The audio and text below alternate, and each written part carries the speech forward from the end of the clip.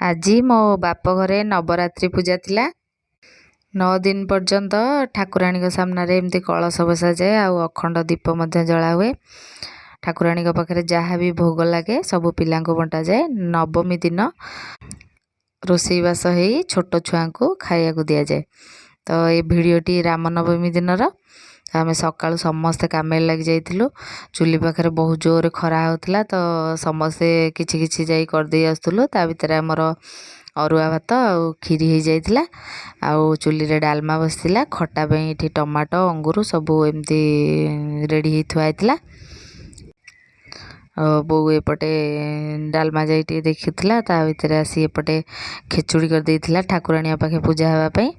ଜିରା ଲଙ୍କା ଭଜାଭଜି କରିଦେଇଥିଲା, ଡାଲମାରେ ପଡ଼ିବ। ତ ତା ଭିତରେ ଆମର ରୋଷେଇ ସରିଯାଇଥିଲା। ଯେହେତୁ ଧୂପ ସମୟ ହେଇନଥିଲା, ତ ଆମେ ଟିକେ ଥଣ୍ଡା ପିଇକି ସମସ୍ତେ ଏମିତି ଟିକେ ବସିକି କଥାବାର୍ତ୍ତା ହେଉଥିଲୁ। ତା ଭିତରେ ବାପା ଠାକୁରାଣୀଙ୍କ ଧୂପ ଟାଇମ୍ ହେଇଯାଇଥିଲା, ତ ବାପା ପଳେଇଥିଲେ ଠାକୁରାଣୀ ପାଖେ ଖେଚୁଡ଼ି ପୂଜା କରିବା ପାଇଁ। ପୂଜା ସରିଲା ପରେ ହିଁ ପିଲାମାନେ ଖାଇବେ, ତ ପୂଜା ସାରି ସବୁ ପିଲାଙ୍କୁ ଏଠି ମାଇଁ ମୁଁ ଖାଇବାକୁ ସବୁ ଦେଇ ଦେଇଥିଲୁ। ଯେହେତୁ ସମସ୍ତେ ଯିଏ ଯାହା କାମରେ ବ୍ୟସ୍ତ, ତ ସବୁ ଜିନିଷ ମୁଁ ଭିଡ଼ିଓ କରିପାରିନି, ଯାହା ଯେତିକି କରିଛି। ବାହାରେ ବି କିଛି ପିଲା ବସିଥିଲେ ଖାଇବା ପାଇଁ।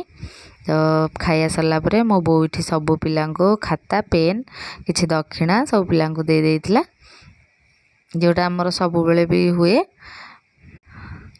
ଆପଣମାନେ କେମିତି ସବୁ ନବରାତ୍ରି ପାଳନ କଲେ ମୋତେ କମେଣ୍ଟରେ ଜଣାଇବେ। ତ ସବୁ କାମ ସାରି ଆମେ ସମସ୍ତେ ଏଇଠି, ଯେହେତୁ ମୋ ମାମୁଁ ଘର ଏଇ ଗାଁରେ, ତ ମୋ ମାଇଁ ବୋଉ ସାନ ବୋଉ ମୋ ଆଈ ମାଇଁଙ୍କ ଝିଅ ମୋ ସାନ ଭଉଣୀ ଆମେ ସମସ୍ତେ ସାଙ୍ଗ ହୋଇ ବସି ପଡ଼ିଥିଲୁ ଖାଇବା ପାଇଁ। ତ ବହୁତ ଖୁସି ଲାଗିଲା। ମୋ ତରଫରୁ ଆପଣମାନ ସମସ୍ତଙ୍କୁ ହାପି ନବରାତ୍ରି।